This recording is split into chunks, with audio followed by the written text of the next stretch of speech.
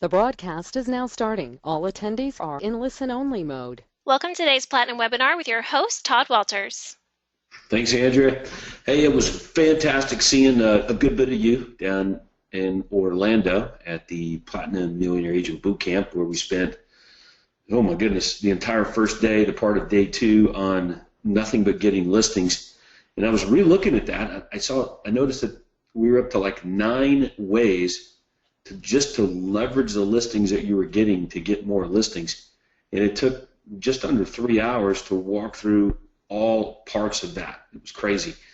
So that ate up a good bit of our day, but it got me thinking on the way back from Orlando about all of the things that you really should be doing within your business, leveraging them to get more business. Like, all the stuff that's out there that you can go and buy and do and roll out shiny new objects, as Craig likes to call it, are distractions. So I thought it would be perfect time, since we're right smack dab in the middle of the year, to really drill down and focus on the things that you should be doing and how you can better leverage just the few things that you should be really good at to actually get more business and ensure that you make a quantum leap this year. So with that, I said, hey, Craig, let's jump on the webinar and do this, and here we go. Here's Mr. Craig Proctor himself. Craig, how you doing? Boom, how you doing, Mr. Todd Walters? I'm better than good, man. Had a good 4th of July weekend. It was fun. Nice. Yeah. Nice. Eat hot dogs, watch fireworks? I did watch some fireworks and had a few hamburgers and was on the boat most of the day with the kids, pulling everything that they could put behind the boat. And we had a great time. So glad to be back working. I'm a little hoarse, actually, from just a long day of fun in the sun, but it was great. You needed to come back to work to get a rest. Yes, exactly. You got that right, my man. Okay, well, look, the first thing I would recommend everybody does is take a look at the first half of the year to see if you reached your goals, or you fell short of your goals, or maybe you surpassed your goals. Now, if you surpassed your goals, that does not give you permission to take your foot off the gas pedal. We see agents do that once in a while, Todd, where they actually get ahead and they think, hey, I'm actually I surpassed my goals in the first half. I guess I can take it a bit easier in the second half. You don't want to make that mistake. Mm-hmm. And if you didn't reach your goals, I would go back and do a little autopsy on how come, what fell short. Now, hopefully you all have a plan to reach your goals. So you can go back, and that's what you're doing the autopsy on, is the plan, right? Because if you set a plan out, it would be, I need to go to an X number of appointments every week and get X number of buyer contracts signed and X number of listings signed, and then I need X number of sales. So you got to go backwards on this and see what you need to adjust to reach that goal. And if you've nailed your goal, well, then you just got to keep doing what you're doing. So the business plan part of it is really important. I would do that at the end of every year. I would take at least a day, sometimes 2 days, shut the cell phone off and just go into a quiet place, lock the door, and work on it and fine-tune this thing. So I'm assuming everybody here has a business plan, and the business plan you should be, you don't just look at it like at the end of the year or here at the halfway point. You should be looking at it on a regular basis. I like to refer to the business plan as a living document. It's not something that you just do once and put in a glass case, never to look at again. You should be looking at it on a regular basis to make sure that that you're reaching your goals. Now, sometimes we have a tendency to shoot too low. Sometimes we have a tendency to shoot too high. And that definitely means you can go back and you can tweak your business plan to be realistic. So I don't know if you have any further comments on that part of it, Todd. Yeah, I do. The thing that seems to have a big impact for the members, and it did for me, that I got from you way back when, almost 20 years ago now, was just comparing where I am this month. Or let's see, so here it is, July 5th. So for the month of June, was my business up or down over the same month 1 year ago? And then once the answer was either yes or no, the follow-up question was, okay, why? That was such a big deal that we made it part of the coaching site. We've got a screenshot of it right now that everybody's looking at. So about this time of year, when you log in, a member logs into the site right here, the system site, this pop-up box is going to show up. And it's there for a couple of reasons. Like you said, number one, you got to know your numbers, know where you are. But it's also there to remind everyone that this is a big freaking deal. You want to know where your business is every month and what are you measuring it against. Okay, so we've got our annual business plan, but that's done, right, Craig? That's done as a result of where our business was last year. So to know if you're ahead, just compare where the business is to the same month last year. And if you're 50% up every month, then hey man, your business is going to be 50% up year. So it's an easier way to track things. It makes good sense. And then getting to that question of why. Why is the business up or why is the business down? And that sometimes can be a tough question. So I want to ask you about that, if it's okay. Then I'll give you an example here, and I'll follow it up with my question. I remember talking to Nathan Clark, longtime member, system user, and Nathan was bragging about his new implementation of the USP on radio. So he's using radio commercials, and his business is, according to him telling me, is going up, way up. His listings are up 3 times more than they were the previous year. And I'm like, holy crap, so you're on track to do X number of dollars then, which I figured would be double what he did the previous year. And he said, oh, no. We're only up about 35% or something like that. And I was like, well, how's that possible? How can you be up, 35% on listings right now over where you were last year? I don't get how it's possible, 3 times and only be maybe on track to do 35% more business. I said, you quit doing something. Like something you were doing last year, you stopped. I don't know what it is, but that's the only explanation I have for it. What is it? So when he began to look at it, he indeed stopped running some ads in one of the real estate magazines that he had made $300,000 from the previous year, and he just quit, arbitrarily quit.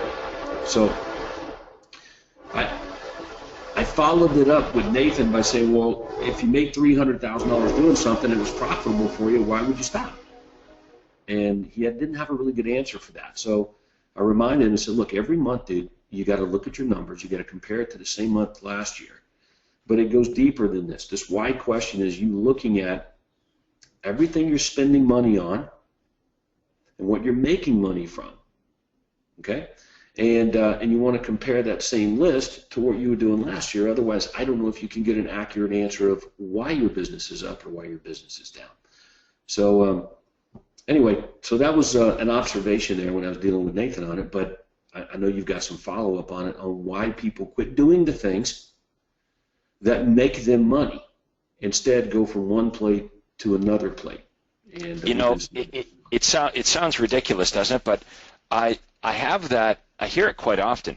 In fact, I'll have people come up to me in coaching or in Platinum at the conferences. For example, it happens quite a bit then, and a member will say, you covered something today, Craig, that used to make me so much money. And I'll say, well, what do you mean used to? Like, why did you stop? And they have this kind of blank look on their face. And here's the real truth. Sometimes I believe we get bored of our marketing before the marketplace does. So we just figure, and I'm sure Nathan would say the same thing, he'd been, doing whatever for a long, long time, running this ad, this strategy, and it's, obviously not that it stopped working, but he thought, we got to change things up for no other reason than he thought we need to change things up. We got to freshen it up, so we got to try something new. So that's a mistake. Stopping things that are actually working for no other reason than you yourself perhaps are bored of things or you, quote, want to change things up is a mistake that we see. Now, we're all for testing, and if something doesn't work, of course, you try to make it work. If you can't make it work, you move on. But we're talking right now about things that have been proven to work that our members arbitrarily stop, doing things that are working. So that's the only thing I can think of is that's what I hear from them. I just thought I'd change it up. I've been doing it for a long time, and they sometimes they just don't know why they stopped doing something that was actually productive. And quite often what happens is, so Nathan, he started running radio commercials that were productive, so at least he didn't switch from something that was working to something that wasn't. But sometimes that happens, which is even worse, right? Like you stop a strategy that is actually making you money and you replace it with something that isn't. And we especially see that today with all the shiny new objects that are available to real estate agents. Right. So, we see this a lot where, there's a new idea. We are attracted, for whatever reason, to shiny new ideas. New idea, comes across our desk, and we're like, okay, well we should go try that. So you got to test things, but you don't, long story short, you don't give up on something that's working and been proven to work for you on a maybe. You try the maybe, you test it out. If it works, you might want to keep doing that and the other thing that works. So yeah, it happens where agents give up on things that have just been working for years and years for them. All right, so I remember a couple of years ago, maybe 3 years ago now, holy crap, when we started working with some of our platinum members as titanium members, which just means more access. Okay, and I'm working with these guys one-on-one. I remember being in Montreal at Francois McKay's office, and Francis Lavoie was there, and I drew Francis's business out on a chalkboard, and it looked sort of like this diagram that I just drew. This is just a bar graph, okay? And on the bar graph, on the left-hand side of the bar graph are dollar signs, okay? And along the bottom of the bar graph is marketing systems, Craig Proctor system. And in the system, there are many ways to get business, okay? And the team leader's job, okay, in this case, Francis, his job was to implement marketing systems, okay, and simultaneously grow the marketing system northward while implementing other marketing systems, simultaneously growing those northward. And your ability to be able to copy and implement these marketing systems while simultaneously growing them northward, that's your ability to grow your business. That determines how fat and how fast the business grows. So if you look across the spectrum at all 350, 400 platinum members that we've got, and you see how some of them are able to go from $70,000 to $1 million in income in 24 months, like Jonathan Leahy and some other people that are able to go from $100,000 in income to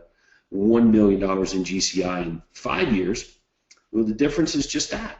It's their ability to copy and implement the marketing systems that work, okay, and while simultaneously growing northward.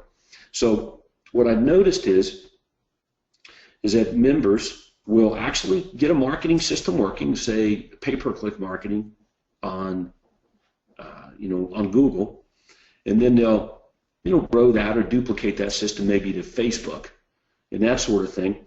But then they come along and they decide that a newsletter is worth testing or doing. So they implement, say, a farming newsletter, and they have some success with it. While that bar grows, or that marketing system grows, the other marketing system, like the pay-per-click marketing system that they were making money from, that was profitable, it diminishes, it goes down. So really all they get is an incremental gain.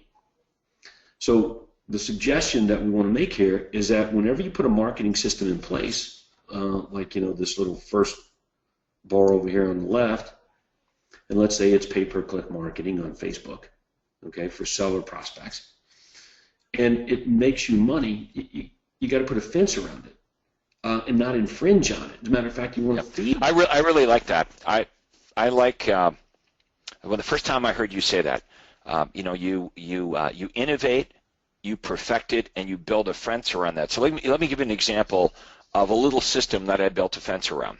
Well, I could give you a couple of examples. Let's say my direct mail. Okay, so my direct mail is an example of something that happened every other week.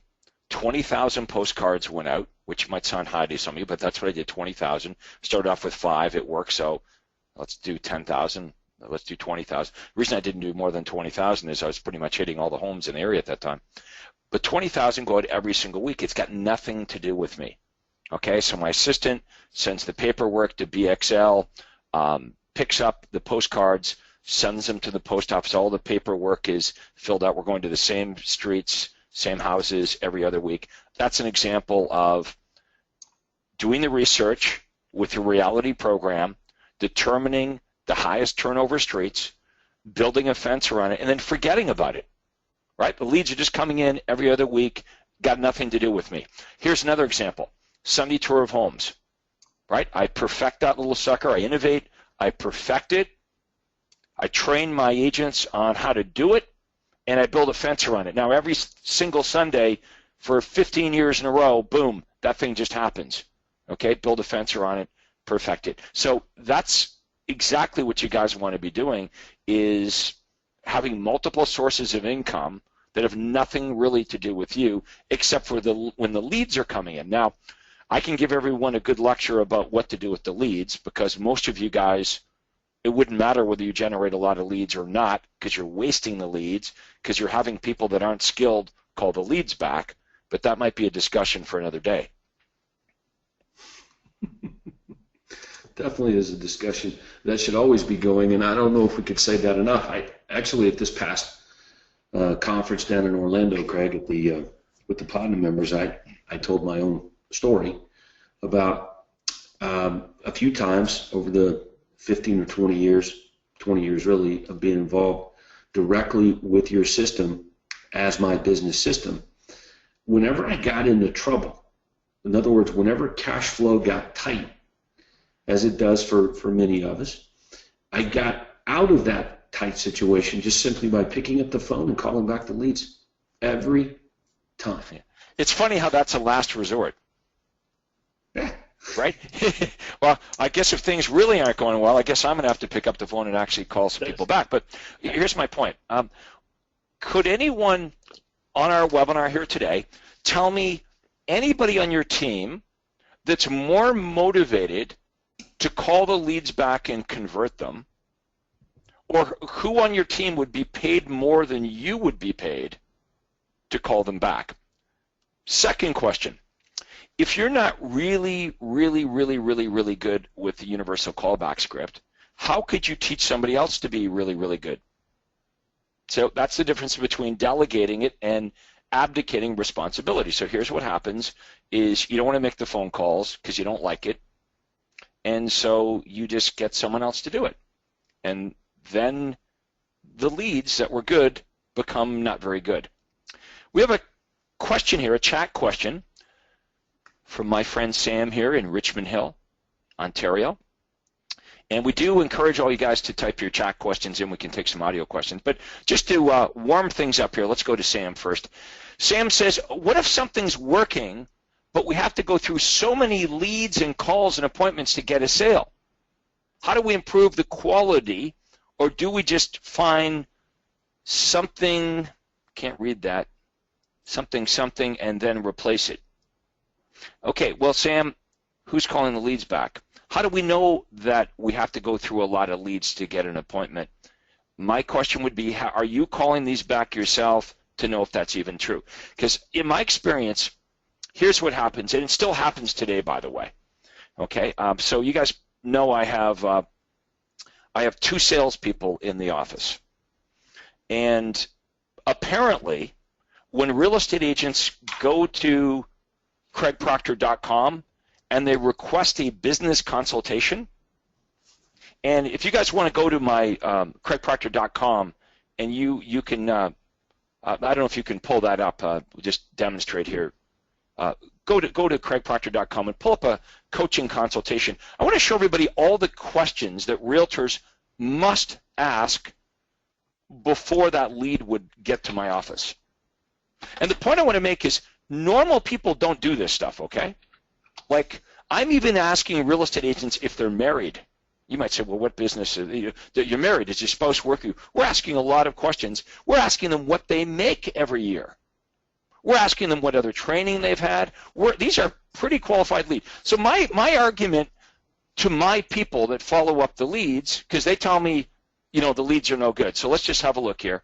So your name, your email address, your street address, your state, number of transactions in the last 12 months, what's your average sales price, what's your income over the last 12 months. Most people don't give you their income, but if you don't give us your income, there's a pull-down box there, Todd. If you just want to pull that down, you have to select your income over the last 12 months. Okay, what do you spend on advertising? The number one problem you're having in your business. Okay, so you got to check that off. Less than $50,000, $50,000 to $100,000. Your age. Most people don't want to give up their age. The age, married or single. Okay, if you're married, does your spouse work with you? What are the real estate training? Okay, Mike Ferry or Brian Buffini, whatever trainer you've had. Okay, so when can we reach you? So these leads come into our office. So here's what I'm told. These leads, no, they're no good. Okay, so I expect that. I'm not shocked. I've been doing this a long time. So the leads are no good. Okay, so why don't we just do this? Why doesn't Craig just do some calls with you? So we'll go onto our conference line and we'll call the agents back. Now here's what I hear from my salespeople. Number one thing I hear is, well, you can't get a hold of the agents. Even though they're telling you exactly when to call them back. You see, you can just show your mouse there, right there, tell you what day to call them and when to call them. Okay, but no, we can't reach them. Real estate agents, no one answers the phone. Okay, so we can't reach them, and when we reach them, they're not interested in you, Craig. In fact, they don't even like you. They go to your website, they fill in this information, and these leads are no good. Now, when I'm doing the calls, let me just tell you what I find. None of that happens to me. When I call real estate agents, they answer the phone, okay, and it doesn't say like Craig Proctor on the caller ID, so don't think there's any special. They either, one of two things happen. They either answer the phone or it goes to voicemail, and I leave them a message, and they call me back. And I'm not saying I get 100% of them, but damn near 100% of them. Now, I'm convincing them to get on an airplane and pay to come to a conference on a very first phone call. So how is it possible? Now, to be fair to my two people, I never trained them at the beginning. Okay, I have a reason, right? I'm too busy. So you guys use that excuse. I'm too busy. They should get it. I gave them the script. I had them go on some calls. They should figure it out by osmosis. They'll figure it out. Not true. Now they're doing much better now because I've spent some time actually doing these calls, and they listen to me. Now, I also have credibility because before I'm just saying, well, you should be able to convert these, but now they hear me doing it. They're watching me do it. And so this is what needs to happen in your office. Your people you need to lead by example, and you need to show them how to do it. And also, your people will never be able to BS you because you know what's possible because you've been doing it yourself. So that's a long answer to Sam's question of, well, should I still be doing something because the leads are no good? My question to Sam is, how do you know? Have you called them yourself? Bet you, Sam, if you call them yourself, the leads that they tell you are no good suddenly become good. Now, if you're calling them yourself and you can't convert them, it would be fair to say, well, you can't expect them to. So if I was to call these business consultation leads up and I myself could not convert them, how could I expect them to convert them?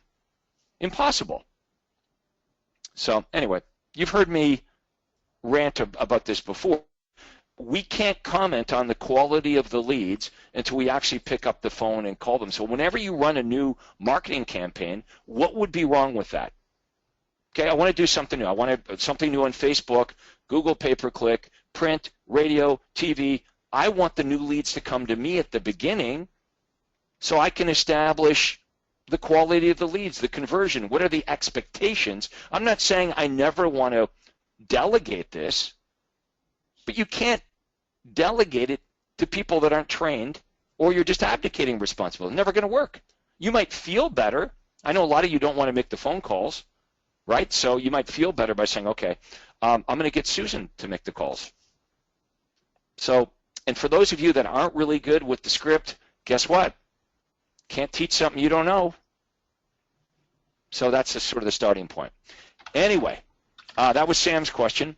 So Sam, maybe you can let me know, have you, type in there, have you called these things back yourself? If then we got to change up the campaign. If you haven't changed, called the people back yourself, that's the first step before you mess with the campaign. It's generating leads, right? You're telling me you got a campaign that's generating leads. We should find out, personally, what are the quality of these leads? Sam says, yes, I did, and it's just comparing to last year. Okay, well, look, Sam, if you're good, I know you're good on the phone, and you pay attention, you're on the role plays. If you're calling them back and you think the quality is poor, okay, now we can say, look, if Sam can't convert them, we got to mess with the ad. So is it the message? And if you're generating leads, type in, give me an example, what's wrong with the leads? Like, are they buyers that are looking for a home that doesn't exist? Like, I want to buy a mansion in Toronto for $100,000. What is it about the quality is poor? Other than saying the quality of the leads are poor, can you be more specific and help me out? Well, let me say this. I think one of the things Sam is saying, for example, if you're running a pay-per-click marketing system where the leads are not expecting your call, from online, it's no big secret. You generate a lot of leads. They're difficult to reach, and it takes a little bit longer for those leads to turn into business. You got to run through a few more leads to get now business. Whereas, if you're running a radio commercial, with your USP branded marketing, it's mostly come listings. So does the member stop doing the pay-per-click marketing system just because it's tougher and put all their eggs into the USP basket, for example? And that's why I showed everybody this graph, is that just because a marketing system requires a little more effort and work doesn't make it less profitable. Well, we got two. You're describing two ends of the spectrum. Mm-hmm. So the branded stuff will generate less leads, but they're super qualified. They know they're contacting you. You've done a good job of promoting your USP. So yes, branded leads, you'll generate less of them, but they're higher quality. The other end of the spectrum are less branded leads, where it's easy to generate lots of them, but they don't know they're contacting you. They don't know anything about you. And that's why we suggest that you run both, because at least when you run the branded USP ads, it even helps your less branded marketing. So in my case, in my town, even when a prospect responding to less branded advertising, which I generate more leads from, they kind of already knew who I was and what I was all about, what made me different and better over the years because of all my branded advertising. So all of this work, it all hooks together and works in conjunction. Let's see if we can get Sam, if he has a microphone, to come on here live with us, Andrea. And I want to find out specifically what Sam's talking about. He's just saying, I'm generating leads that are not good quality. Let's get some specifics. Sam, if you're available on your microphone, let us know. Hi, Craig. Sam the man, how you doing? Good, and yourself? Good. Okay, so tell me what's going on. What is the campaign? Tell me all about it. Well, we've been running the distress sale campaigns like through Google pay-per-click, Facebook, and Kijiji, and it's been really good for us over the years. But just this year, like it's because the market is so hot in Toronto and it's all multiple offers. There's buyers looking for homes that is out of their range, and because they think we can offer them something below market value. I get it. So what's the ad say right now? Free list of bank-owned and distressed sale properties, or free list of off-market homes. Okay, so change it to luxury. Change that to luxury distressed sale properties? Yeah. Okay. Okay, now you only get rich people that want a good deal. Okay, that's good. I like that. Right? I think if you had your choice of wealthy people looking for a good deal or poor people that want a good deal, who would you rather have? Definitely. Okay, now you should add some urgency to this. These homes sell fast. You know, require urgent action. Okay. They respond now.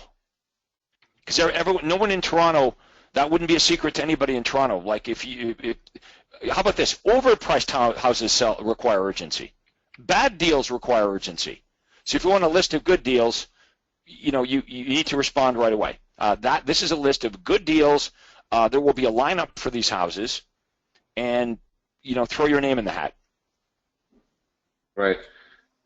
And I know Todd always talks about message to market match, and right now, like our market, because every house is a bidding war or multiple offers, one thing that we've been using in our script, emphasizing more on off-market properties or exclusive listings, and we're telling them like they don't have to compete with other buyers through bidding wars. So how can we articulate that into our marketing? And exclusive, the word exclusive.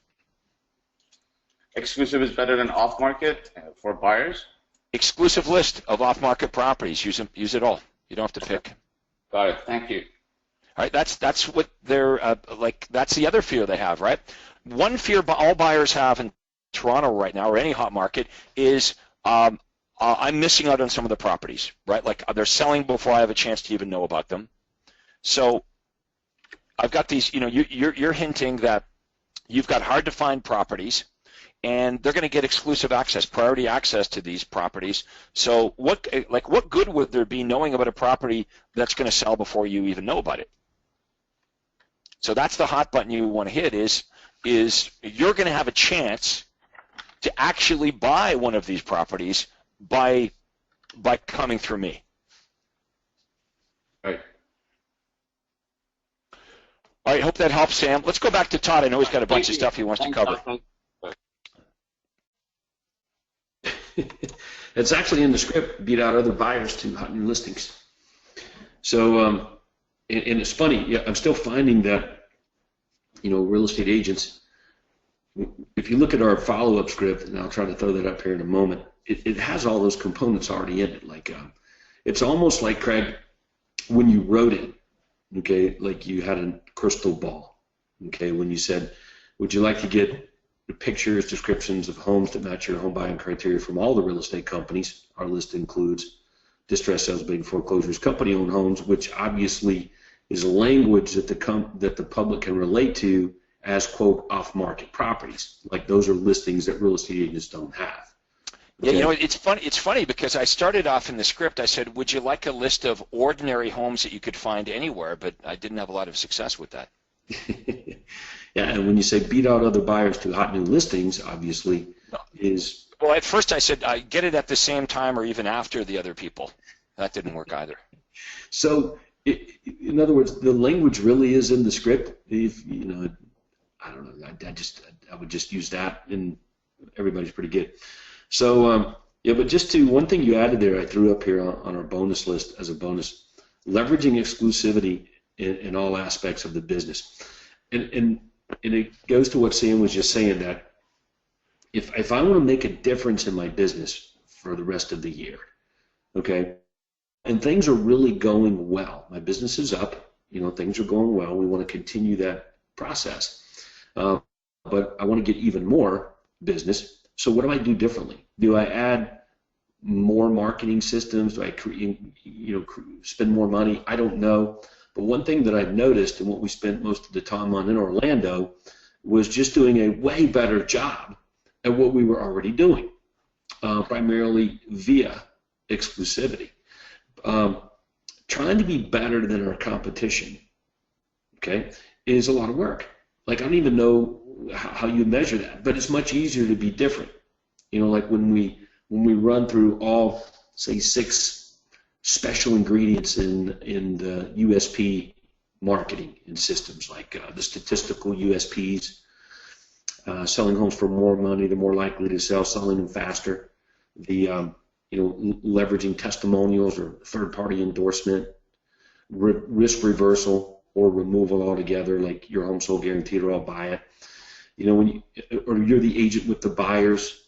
That all 6 of those speak to exclusivity. So if you just look at the marketing that you're doing right now. If you're a member and you're watching the webinar here and listening to us, if you just look at what you're doing right now, that's the test that you want to apply toward whatever you're doing. If you look the role play that Craig just talked about with Sam here on the script and dialogue, it is exclusivity that is, how should I say this, a big part of or a reason why differentiation becomes obvious to the prospect when you're talking to them.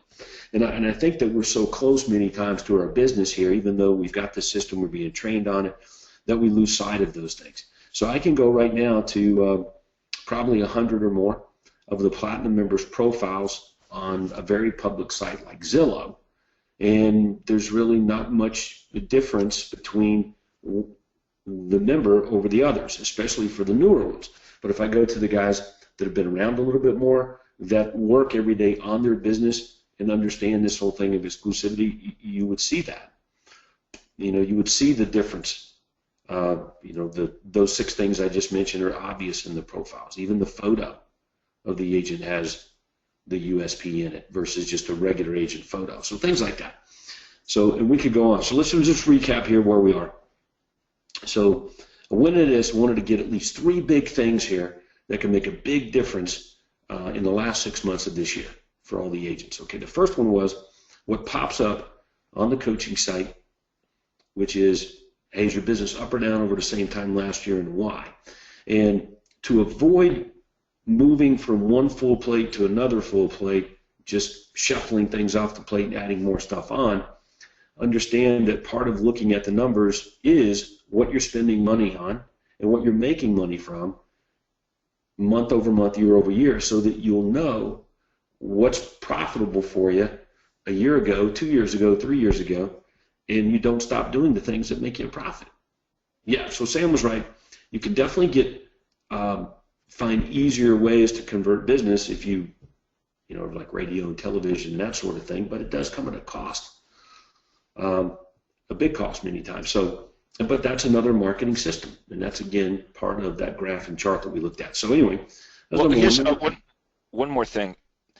If you don't like making the calls, then you want to find campaigns that generate maybe not as many leads, but high quality leads. Okay, I mean, if you're just not going to make, if you know yourself and you're not the kind of person that's going to be willing to sift through 15 or 20 leads to get a gem, then you might want to run a different campaign that generates you 2 or 3 leads, but you convert 1 of the 2 or 3. I mean, there is an argument for that. Would I rather call 20 people to get an appointment, or would I rather call 3 people to get an appointment? So I'll give you a couple examples. Well, there's a lot of talk here today about the distress sale campaign. Yeah, no doubt. When I ran the distress sale campaign, will you generate a lot of leads with a list of fixer-upper campaign or distress sales or homes you can buy with no money down? Yes, but the quality of the leads aren't as good as, let's say, an online home evaluation campaign or an area home sales report. In fact, if you guys go to coaching session number 3, if you remember when you went to coaching session number 3, that was the session where I took you through an entire year of my marketing. And I opened the curtain and I showed you the exact ads I ran. I showed you where I ran them.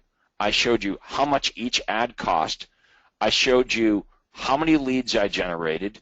I laid it all out. And there were some of those campaigns, like the ones I mentioned, where I would not have to make many phone calls to generate a lead. Who's got control of this, you or Andrea? I do. You do? Okay. So click on session 3 there, for example. Okay, and then go down to attachments. Let's go down here, see if we can find it. Let's see here. Craig's results. Let's click on Craig's results. Okay, so let's have a look here. These are just normal classified ads the week of January the 2nd. Okay, so look at Home Down the Street. Home Down the Street, on Sunday, January 2nd, 2 people called into the hotline. I generated 1 lead. The next day, generated 1 lead. Thursday, January 6th, no leads. So for the whole week, I generated 2 leads, so it was $100 a lead. Okay, but I know if I generate 2 leads, I'm going to convert one of those to a listing appointment, so it's a good deal. I would spend $100 to get a listing. Online home evaluation, check this. Okay, we don't have the, if you scroll down, we might have something for that. Let's just see what all we have here. You can see week after week, there's the same ads running, home down the street, inspection. I know exactly what I'm going to get. Keep going. Let's see what else we have here. It's been a while since I looked at this. Okay, here's some more. Okay, now you can see, if we go to fixer-uppers, look at fixer-uppers. So like 9 leads, 14 leads, 8 leads. Okay, I want to generate lots of leads. There's a good one. Go down to distress sale a little further there, Todd.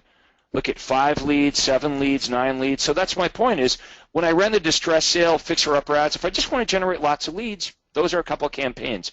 But let's scroll down some more. If we go to online home evaluation, you'll see it was very normal that I'd generate 1 or 2, maybe 3 every time I ran it, but there were really good leads. Okay, and those were the, okay, go back up there a bit, sorry. Okay, so here's some good display ads right there. Oops, go down a bit. All right, find out what your home is worth online. Okay, quick online home evaluation is a domain we ran in one publication. Fast home evaluation. Okay, so the Auroran, the Bradford Times, and the Banner. The ad's the same. The only thing that's different, as you can see, is a domain name for tracking. But the bank foreclosure ad and the Banner and the fixer-upper ad, I would generate way more leads than the online home evaluation. But which one did I make more money from? The online home evaluation, hands down. So yeah, that's something you want to look at. Is the ultimate question is ROI. I mean, do we really care how many leads we generate? We care about the return on investment and cost, and at the end of the day, what did I make?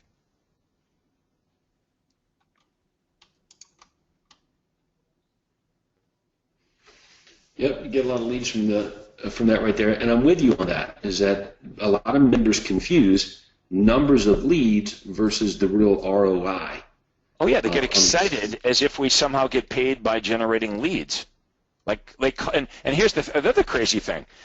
Not only are they excited about collecting the leads, like nobody even calls them anyway. So,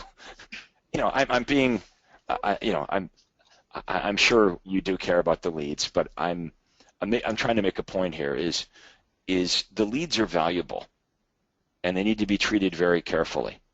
And you folks, all of you, would make more money calling back the leads than anything else you could do in your business. You may not want to hear that, but you know it's true. You could make like $5,000 an hour easy just making the calls. Maybe $10,000 an hour. I know in these 2-hour time slots, I would set up 3 or 4 listing appointments. I couldn't list 3 or 4 homes in that time period. But you've heard this before. Yep. All right, so here's the other one. Let me go back to our Word document here. I was talking to some Titanium members recently, and for TW for a day, I learned some things. Many of these guys have got 5 or 6, 8 outside sales guys, each one of them with 15, 20, 25 buyer agreements, each per outside sales agent. And I'm like, then why are they only selling 2 houses a month? Like, look, what are they doing with all the buyer agreements? And I'm like, so they sign buyers to an agreement, and then what? And but it reveals that either you've got way too many buyers for each agent, they can't handle them, or the buyers that you guys are signing to buyer agreements you don't need to be meeting with yet. Which one is it? And the answer is, well, I don't know. So it gets into number 3 here on the Word document, which is just you got to be able to shop your business. There's a difference between delegation and abdication. So I like to, and you let me know if I get this right, Craig. Delegation requires monitoring.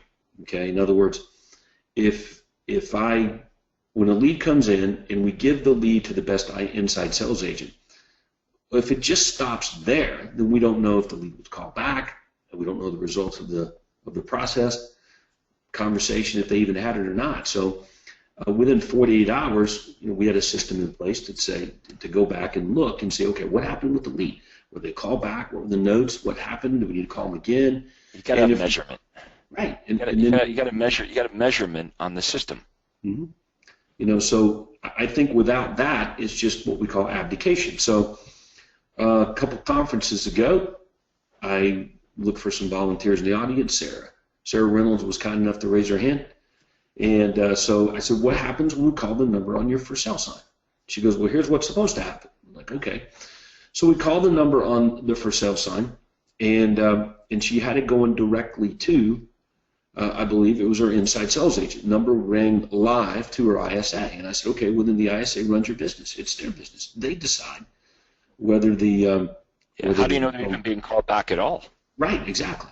And here's what revealed it, is that when you look at the number of closings, okay, and this goes back to number one, is knowing where your business is coming from. If you look at your number of closings and where your business is coming from, and if you've got a lot of signs out there in the ground, say 20, 30 listings, but you've got hardly any closings coming in from for sale signs, even though it's a super hot market, and I'm like, well, what's happening with the sign costs? Because I know you're getting them, like a bunch of them.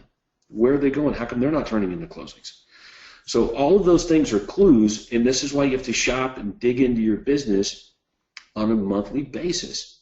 And if you'll start doing those things as rainmakers, you can definitely ensure even a greater quantum leap if you're already on track to have one at all. So that's big. Number three, shop your business. Delegation requires monitoring and, like Craig said, measurement. Otherwise, it really is just abdication of the business altogether. So interesting discovery on that, though, when we were at the conference, and it was fun. Here's one. You'll like this one. So it was Dominic and Jody and Cheesy. They were in my office a couple of weeks ago here before we went to Orlando. And I asked them the same question. I said, what happens when I call the number on your for sale sign? And Dominic's like, well, here's what happens. We have a service that takes the call, gets their contact information, and forwards the lead over to my best agents. I'm like, are you sure? Absolutely. I'm like, okay, let's find out. So I called the number on the sign. And before I tell you what happened, Craig, I want you to know I'm batting 1,000 here over 10 years of calling numbers on for sale signs. And not yet, not to this day in history, have I been made an offer. Okay, so anyway, I called the number on the sign. The answering service answers. And I said, hey, I was calling about this property at such and such street. Just wanted to see what the price was. And the guy on the answering service said, what was your name? Got my name. And I did my number, just my name, and said, okay, and what do you want to know? The price on this house over here. He goes, well, I'm not really sure, but let me look it up for you on Realtor.ca. This is the answering service who's given a script to follow, okay? But this is what happens when... Well, he's trying to be helpful. Right, exactly. Right. So I see that all the time. We know the answer, right? The guy at the answer service says, I know the answer. The price is this. And the prospect says, well, thank you. Thank you very much, and goes away. So, yeah. Now, I get it. A lot of the members watching the webinar right now and listening to us, they're scared to shop their business. Like, you don't want to really know what's going on because things are going pretty well. You're making good money. You're selling, 7, 8, 10, 15, 20 homes a month or more. Like it's, hey, things are going well. Like, I don't really want to know maybe what's going on behind the curtain. So anyway, Dominic was, sitting right next to me when I made that. He almost jumped through the phone at this guy. So, but I want everybody to know that these are the big things. Like if you will do these on a daily, monthly basis going forward, these are the big things that will impact your business the most. Let's talk about what's not here. Okay, what's not here? Going out and showing buyers homes. It's not necessarily saying that you don't do that, but it's not big on the list here. Okay. What's another one that's not here that would, negotiating contracts. Like that's not necessarily here. Going to closings. Okay, so I don't know if you know this, Craig, but when we've got a conference coming up, I'll have Thomas and Andre. They'll call the members and say, "Hey, are you coming to Anaheim or wherever we're going to be?" And you would be amazed at the number of times that we hear, "Well, I can't make it. I got a closing I got to go to, or I got 3 closings I've got to do, so I really need to be here for that." And I understand that. We got to go. We got to go to closings, I guess. But as soon as I learned, and this is a good story, Craig. I don't know if you know this story. I was quizzing you a long time ago about the process for what happens when your properties went under contract or pending sale. And I discovered that you didn't have a closing coordinator, that when it went under contract pending sale, that it was over. Like you were getting your check, and I'm like, well, you don't need to know what the mortgage company is doing, or you don't need to figure out, the insurance company. So I'm asking all these questions, and it got me thinking, like, why am I the real estate agent doing everybody else's job? Mortgage guy and insurance person and home inspection person and everybody else, closing attorney. And what I discovered is that the title companies and the closing attorneys in the United States will absolutely let you do their job for them. So we started applying a great setup if you're them. Yeah. So I started applying a rule, and the rule was, if God decided to take me from the planet, would the deal still close? And almost always the answer was yes. So we quit going to the closings and just send the customer service manager or whoever was available to go and be there, I guess, as representative, and it was fine. It works how we said it worked. And we had raving fans, hundreds and hundreds every year, even as a result of doing that. So, but these are the biggest things I think that will make a big impact in your business. Notice number 2 on here is that you're calling back the leads of these new marketing systems that are being rolled out. And number 4, exclusivity. And that's a big topic of conversation. But if you look at if a member will look at their marketing, like I've got some examples here on my desk for members that mail me stuff. I've got one from Rudy right here in front of me, Craig. I can't show it on my screen. And I've got another one from another member. Okay? And they're 2 starkly different marketing pieces, only in the sense that one is exclusive and the other is just like everybody else's marketing. Okay? And what I mean by that, one of them says, Rudy's the guy that will guarantee to sell your home, he'll buy it, but it's big and bold, I can see it clearly. The other one, for the other agent, I got to look really hard to see that message. So even though it's there, it's not obvious to me. What is obvious is the RE/MAX balloon or the logo here from the real estate company, and the offer or USP is minimized, so to speak. So that's what we're talking about when we talk about exclusivity, and it exists at all levels of the business. So anyway, so that would be my recommendations for 3 big systems with a bonus thrown in there to make the biggest impact for the next 6 months here. I'll add another one, Craig, and that would be association. So if I could wish anything on any of the members, it would be to pick them up and put them right smack dab in the middle of people that are doing a lot more business than they are, which seems you get when you show up at our live events and conferences and training on the system. So maybe I'll add that here as number 5. That's so you can gain the perspective of doing it better. Isn't that one of your business principles? Absolutely. Okay, I'm going to add that one. Okay, so did we leave any out? No, I think we're doing a good job here. See if we have some more questions. Don't be shy here, guys. We'd love to hear from you. Any questions or comments you have. You don't have to be enslaved by exactly what we're talking about. If you guys have any questions you want addressed, now's a good time to do it. Something I've been working with some of our members on is, and I think Ellen has mentioned this. She says, I keep getting voicemail, or their voicemail's full. Well, if their voicemail's full, obviously you can't leave a message. I would try to look for other phone numbers, and Andrea's typed in a few ways here, Ellen, for you to find other phone numbers for them. But if you have to leave a message, this is something I'm working with our members when they're following up with sync leads. My idea is your message. It could be a voice message. My idea here is a video email. So, you generate your sync lead, and a video email goes out right away, and it says, "Hi, this is Ellen Levy with Remax, and I want to thank you for accessing homes through my website. If you're interested, I can get you access to hot new listings and distress sales, including vacant homes and bank foreclosures. To receive access to these hard-to-find properties, please call me now," and that would be, your cell phone or wherever you want them to call, "so we can discuss exactly what you're looking for in a home. Again, my name is Ellen Levy with Remax. Please call me now to get instant access. You can beat other buyers to hot new listings."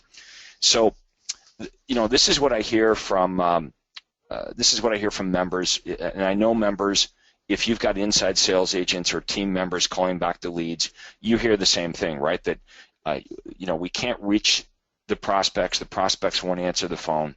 So this script, I think, is a good idea. In other words, if we can't reach them, if it's true that it's more difficult to reach them, then let's have marketing that automatically goes out that compels the prospects to call us. Makes sense, right? Who would call us? Well, probably the best ones. Who are we most interested in? The best ones.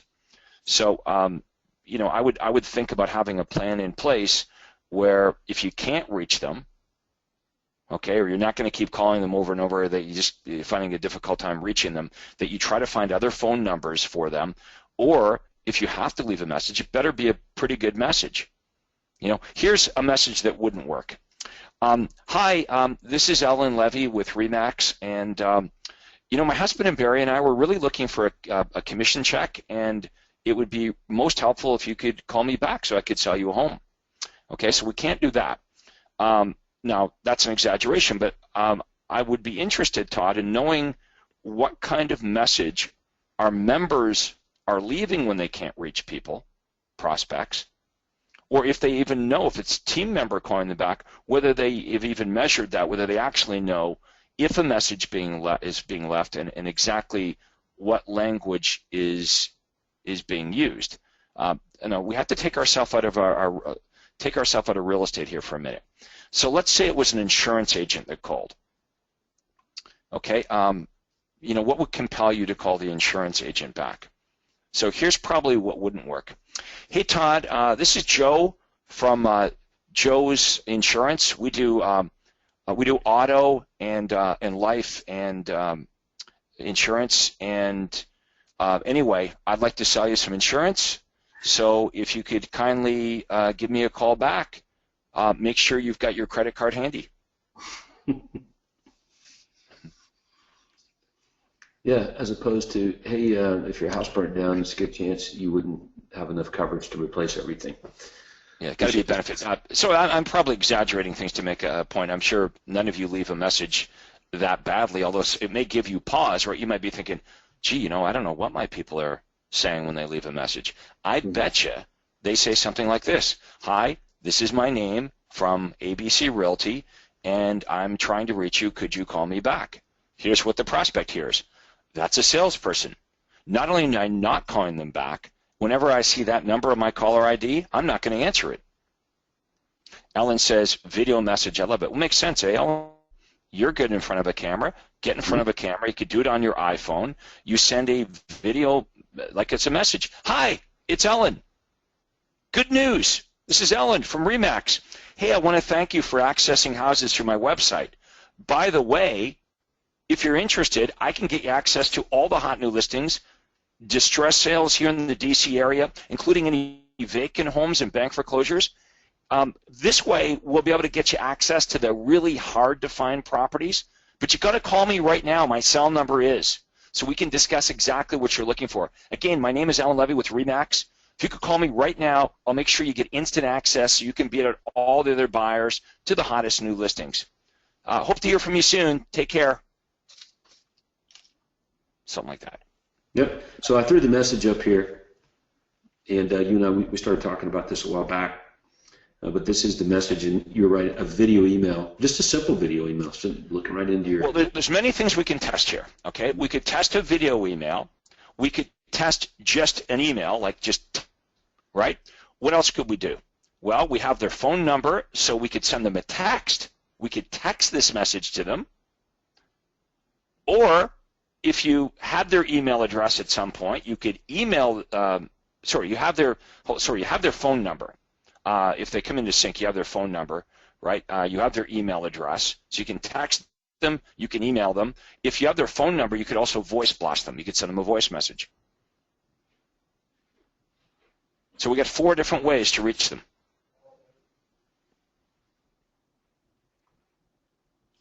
So let's take a look at this. You might like this. Let me pull this up here. I think I've got it. This is this is a property alert, okay, from the system. Somebody registers on the property search site. See, it says the same thing. That's going to show up there a second. Here it is. It says the same thing every day. Here's some newly added properties. Here's some newly added properties. At the very least, there's a spot here for the agent's photo. There's a spot for company logo.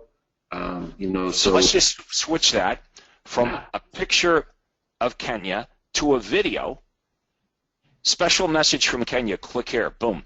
Hey, this is Kenya. Look, I want to thank you for accessing homes. However, I've got access to some really hot new listings and distress sales that I thought you might be interested in, including vacant properties and bank foreclosures.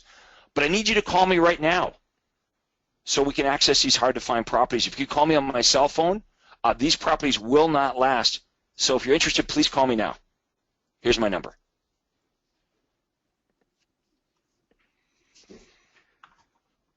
Because what this sounds like, every day I'm getting this. Here's some newly added properties. Don't worry.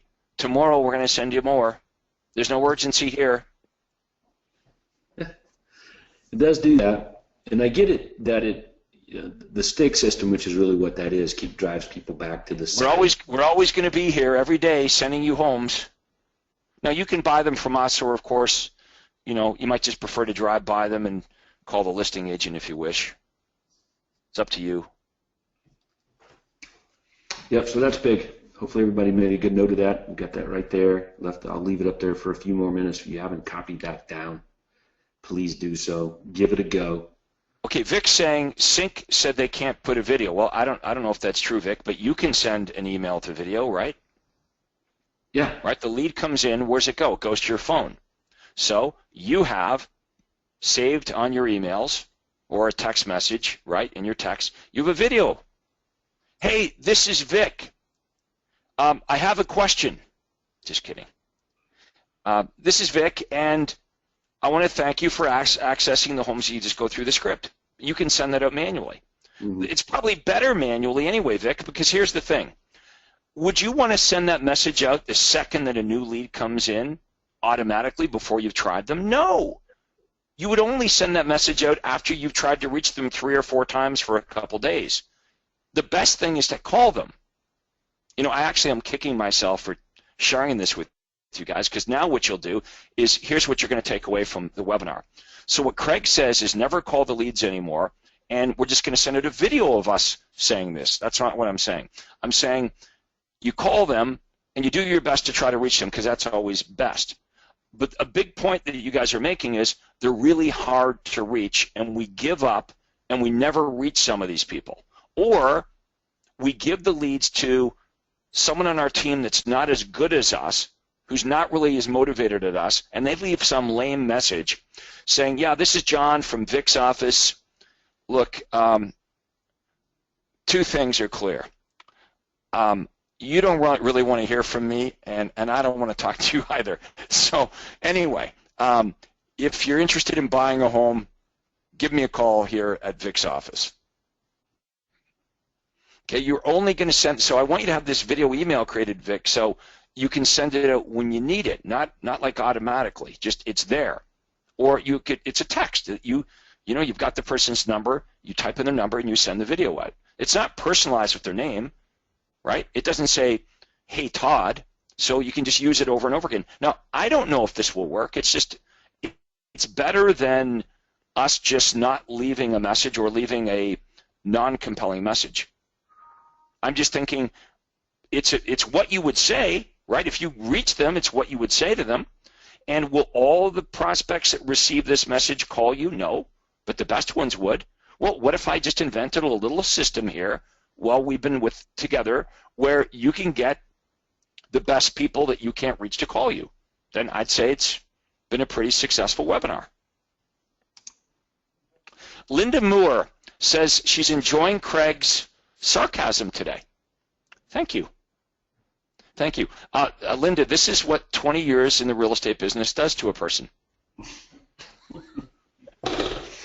But look, I have to make the point, and sometimes sarcasm is the best way to do it, and I'm sorry if my sarcasm is offending anybody, but I find it quite useful for hitting home messages, and that's what I'm here for, right? I'm here to make sure you guys do this, and we want you guys to be successful.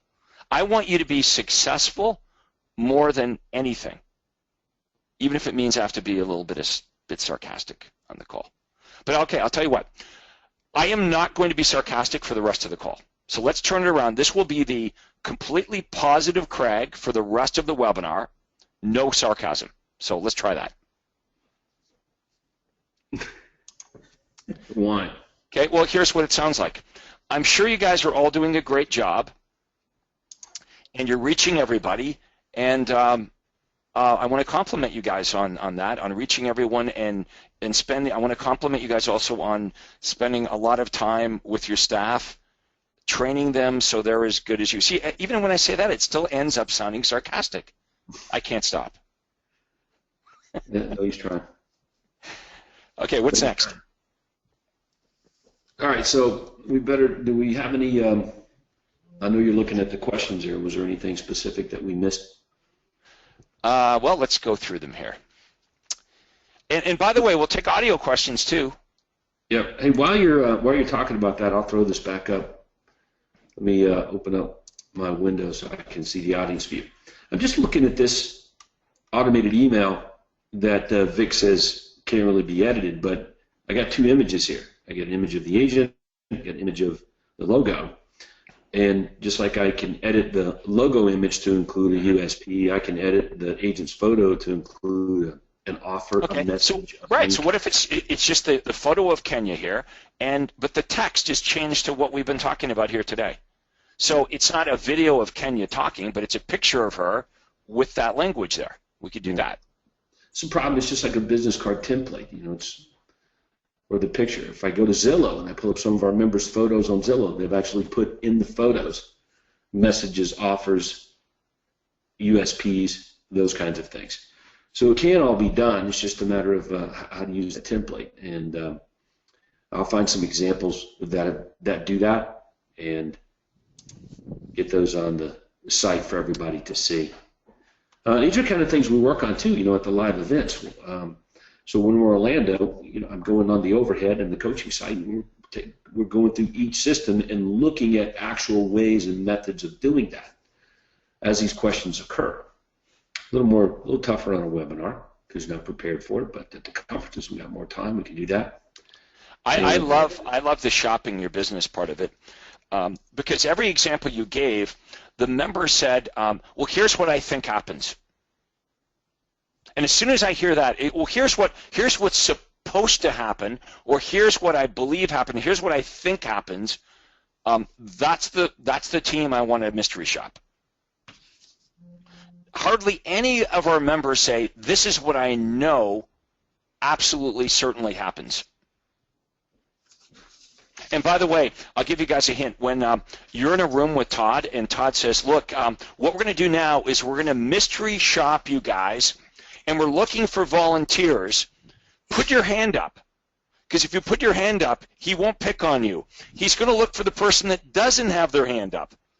That's the person that's going to get mystery shop.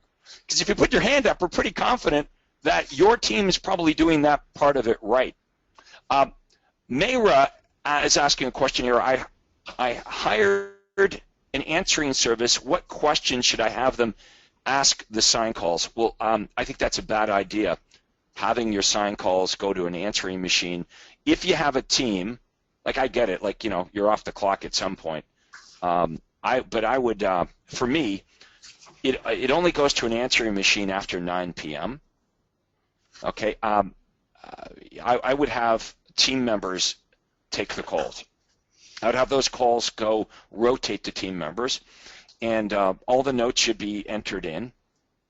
Or you've got an administrative person who's entering the information out and sending that. That's actually better, right? Because now you've got record of the call coming in. Right, so that would be better. So I had a lady named Janice. So Cindy would take my phone calls from 9 to 5, and then Janice would come in and work from 5 to 9. So there was always an administrative person to take Todd's name and his contact information and to field that out to one of our agents.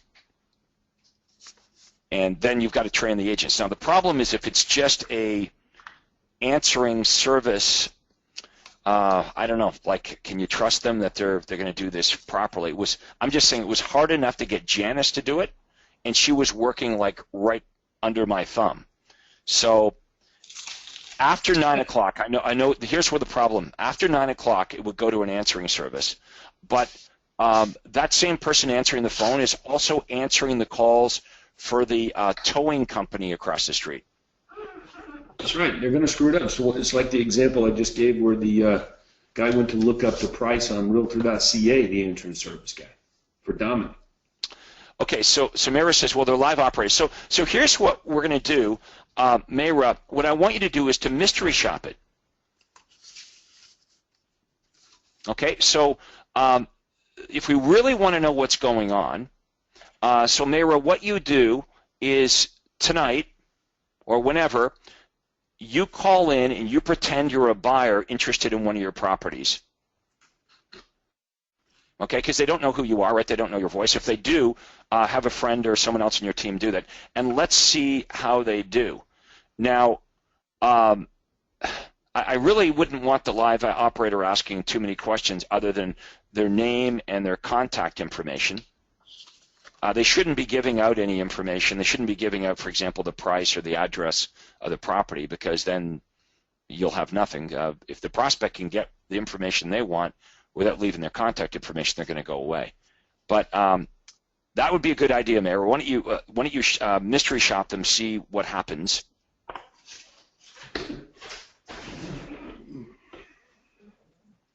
All right.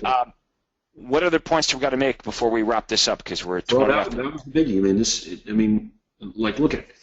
If I'm watching the webinar right now, I've carved time out of my business here to work on this, and we beat these points up here. These are big points.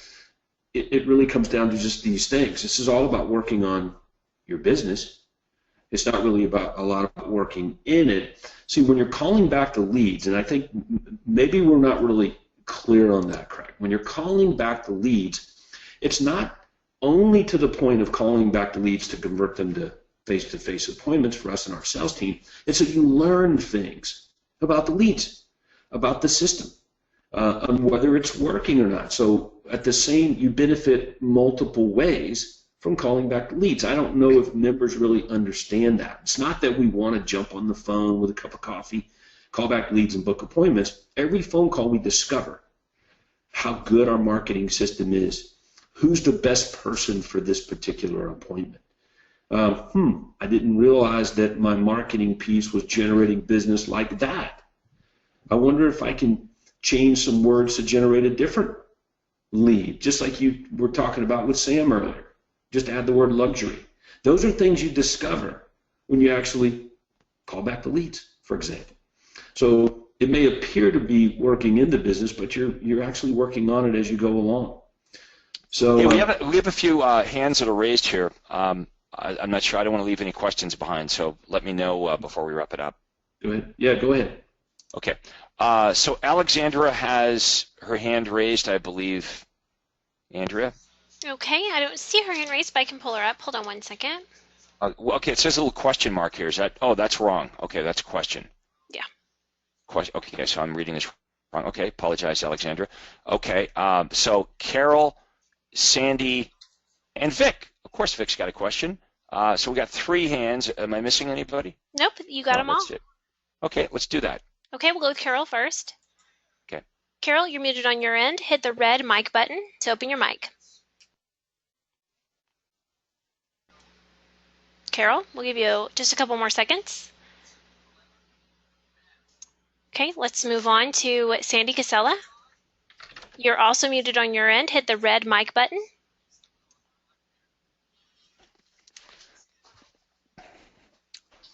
Go ahead, Sandy. Oh, you unmuted yourself. Hello. Yes. Sandy, I hear you. How you doing? I'm really well. How are you? Hey, Sandy, how are the push-ups going? Okay, I think we're having a communication problem there. Oh, good golly. You're killing there me. you are. I can hear you. Okay. Hey, Sandy. Can you hear me? Yes, okay, I can you hear me? perfectly. Yeah, can you hear me? I can. Sandy, are you on the telephone? This is definitely a VoIP issue. Yeah, I'm on a phone. Yeah. Should I dial in? Yeah, you dial in and come back, and we'll go to Vic's question while we're waiting for you, Sandy. I can dial. Okay. Okay. Vic, you're open. Yes. Hi, Craig. Hi, Todd. Hey, Vic. How you doing? I'm doing fantastic. Thank you. My question is, please, I'm calling the leads when they first come in, and I know sometimes you guys say calling the leads is important, but like I'm calling like after 9 p.m. or weekends, like July 4 yesterday and day before. Yeah. I wanted to have like balanced life type of thing. Is that one of the priority to do, or work on the business, recruit and train? Where should I make my focus on? Calling the leads first, or like work on the business, recruit or train? Okay. So here's what I was going to say. Here's what I would do, but here's what I did. Yeah. So I would be working on the business. I would be making sure I was calling back the best leads, and by now you should know what your best leads are. And then you're going to have someone help you call the B leads, and you're going to have someone call the leads after hours. In fact, the best leads that come in overnight, I probably would just keep them until tomorrow. My attitude was this. My attitude was if they're really good leads and they come in like after 5, I would rather take the chance and just like have no one else call them and just wait for me tomorrow. Okay. Like if they're really good leads, I would rather not give them to anyone else and just wait to call them back until 9 to 5 the next day. Okay.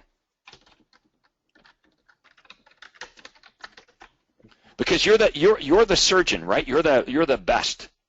Yeah. That reminds me. Once I had a babysitter. And she said that she worked for this doctor, and when she was babysitting the doctor's kids, the doctor said, if there's anything that ever happens to my kids while you're babysitting them, do not take them to the local hospital. I want you to call Sick Kids Hospital in Toronto. And she said, well, that's like 40 minutes away. He goes, yeah, but if they had something really seriously wrong with them, they would die. Like it was that serious if you took them to the local hospital. You take them right to Sick Kids Hospital. Okay, your leads, the really good ones, I would rather just wait until tomorrow for you to call them. Okay. Like they're not, okay, if it's a sign call, I get it. They need to be called right away. So do you have somebody to help you call back the leads? Yes, I have one ISA and I'm the other one.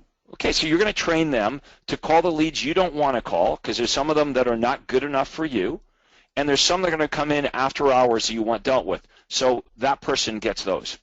Okay. But the leverage is working on the business and calling back the best leads, and then cherry picking the best appointments. Are you still going out in appointments? Yes, I go seller appointments. And do you recommend to have a second ISA, or I should stay as an ISA and call them? Well, you should always be calling back the best leads. You may need a second ISA when the first one gets so busy they can't call back all the leads you're not calling. So you're going to keep raising your standards here, Vic. Like pretty soon, here's what's going to happen. Even if your best friend wanted to sell their home, you wouldn't go. You'll get to that point. Okay? Even if it doesn't matter how good the leads are, at some point you're going to delegate them. But for right now, you want to cherry pick. You want to spend your time only with the very best leads. You know by now which campaigns produce the best leads for you, and you're going to cherry pick the very best appointments. So you're calling just the best leads, which could be done like I would spend 6 hours a week calling the best leads, Monday night for 2 hours, Thursday night for 2 hours, Saturday morning for 2 hours. That's only 6 hours. And then the rest of your leverage is recruiting, hiring, and training your team. Okay. So if you did that, you're not working 40 hours a week, Yeah. but you can make a lot of money. That makes sense. That makes sense. And my last question, the OSA paper that you showed in the beginning, the question you were asking was OSA or agent. Is it on the coaching side? Sorry, what was that? My second question. Thank you for answering the first one. My second question is, you showed something. You were recruiting agents. You were asking them some questions. In the beginning. No, that was when real estate agents come to craigproctor.com. We offer them a free business consultation where we actually attempt to sell them into the super conference. And Okay. those leads, we're asking them all these questions. And my point was, nobody like normal would fill in all that information and not be interested in us. First of all, you're going to craigproctor.com. You're filling in all this information, and then my sales guys are saying, well, yeah, these leads are no good. But when I call them back, I don't find that true for me. Everything they're telling me, I'm saying, I don't find that. I find they're not difficult to reach. They're easy to reach. And they're not difficult to sell into the conference. They're easy. Yes. So the point I was trying to make is I get told the same things that you guys get told by your team members, right? That the leads are no good. That's what they say, right? Your inside salesperson says, Vic, I can't reach them, and when I reach them, the leads are no good. And I'm saying maybe that's true. Maybe some of them are impossible to get a hold of. Maybe some of the leads are not very good quality, but we don't know that until we actually call some of them ourselves. That's right. Thank you very much for your time. All right, thanks, Vic. We'll go back to Sandy, see if how she made out. Unfortunately, Sandy has not reconnected her line. I saw that she was dialed in on the phone for a second, but now it has gone away, so I have no way to open. We should probably wrap this up anyway. We're at about 90 minutes on this. Todd, over to you for final words. Thank you, Mr. Proctor. Yeah, one of the big things on our list there was association. Okay, so getting on the webinar for an hour, hour and a half, once a week with myself or Craig, that's big. It's really big. It keeps you focused on your to-do list and working on your business. And I can't think of a better way to spend the weeks other than getting myself out of my office and plugged into in the middle of members that are, many of them, doing way better than me. So that's why I went to the live events. And lo and behold, I threw up the schedule here. Here's what's going on. So this time at the end of this week, I think there's still about 10 seats left, Craig, for July 7th through 9th, the Outside Sales Agents Workshop. And I still remember the first time you mentioned that to me. We were talking on the telephone, I guess it was 10 years ago. Let's see, it was 2004 maybe. And you said, what are you doing? I said, well, I'm training my agents. He goes, well, why don't you have all the platinum guys send you their agents and you just train them up. So we've been doing this now for a decade or more, this Platinum OSA workshops, and they're fantastic. Going on right here in Atlanta. So still a few seats left, so if you haven't made plans to come, you should be there, especially if you haven't been to one before. But one thing I wanted to get from you, Craig, was September 16th in Orlando, August 19th through 21st in Toronto. What are some of the things that are going on at the coaching level boot camps that Platinum members can benefit going to as well?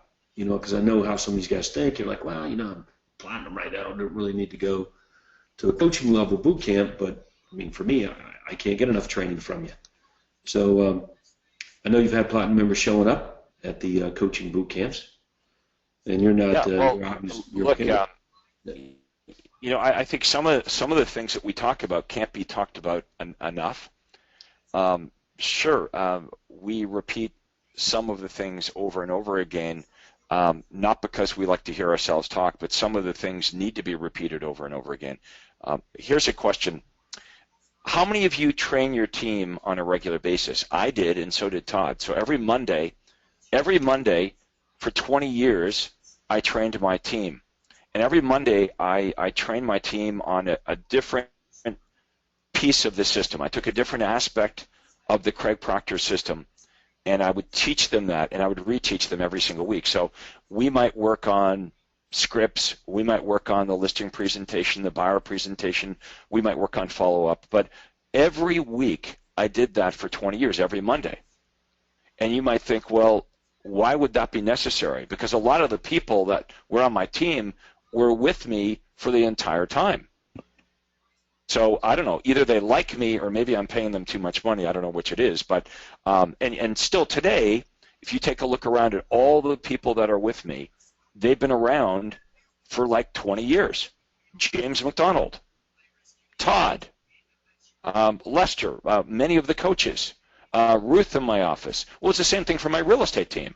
They were all around for like 15 or 20 years. So that begs the question, well, certainly, Craig, if they're with you for 20 years, you shouldn't have to talk about the same things over and over and over again. But that's what I took. Anytime, it took that to get them to keep doing what they know. You've heard me talk about this before, the difference between knowing and doing. You guys know an awful lot. You might come on a webinar like this today and say, Craig, I've got it. I'm not a dummy.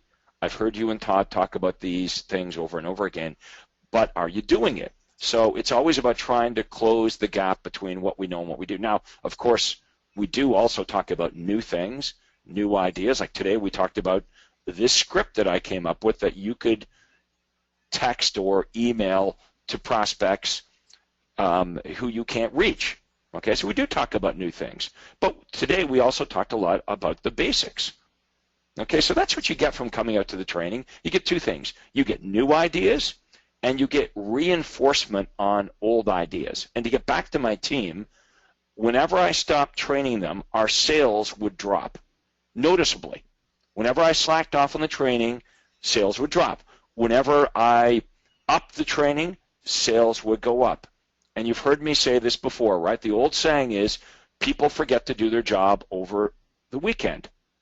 So, yeah, we're constantly going to be reminding you of how the system works. Like if you work at Disney, they're constantly reminding you of how this thing works. Before you even can start at Disney, they spend about a month on Walt Disney and his philosophy and the idea behind the park before you can go up there and like rip a ticket in half at the front gate. You have to go through this massive orientation, and guess what? That never stops. They're always continually training you and repeating the same core message so everybody gets it, because we're playing a game here. Okay, we're all playing a game. It's called the real estate business. So you're playing the game with Todd and I, and the people that work for you, they're playing in that game. So what's our job as a team leader? To make the game fun, to make it a game worth playing, and to remind our people constantly how to play the game. There's rules to the game. Let's make the game fun, but constantly how to play the game over and over and over again. So that's what our training is about, and that's what your training should be about as well. Ditto. Great job. All right, so yep, get to one of those boot camps there if you haven't already reserved your seat, coming up August 19th through 21st in Toronto. Feel free to hit the September 16th coaching boot camp. And of course, just a reminder, we're going to be getting the agenda together over the next 2 weeks for our massive Millionaire Agent Maker Conference this fall in Anaheim, and it's going to be fantastic. So lots of behind-the-scenes stuff going on with that one. So with that, Craig, that about covers it today, man. It was a good webinar, great information, and the system's working better than ever. Yeah, and hey, don't be shy letting us know about your feedback on the webinar, what you liked, what you don't like. If you like my sarcasm, or you don't, you can let me know that. But any topics that you have that you want us to focus in on, challenges you're having, we're always open to suggestions. Todd and I, we can get on these webinars. We can talk about what we think you want to know, or we can address, what are your big concerns here. We will keep, talking about the system. That's all Todd and I know. I mean, this is all we know. We're going to teach you how to do what we did very, very successfully and how we've helped other people. So yeah, we're going to keep talking about that. But any specific challenges, any feedback, we welcome that.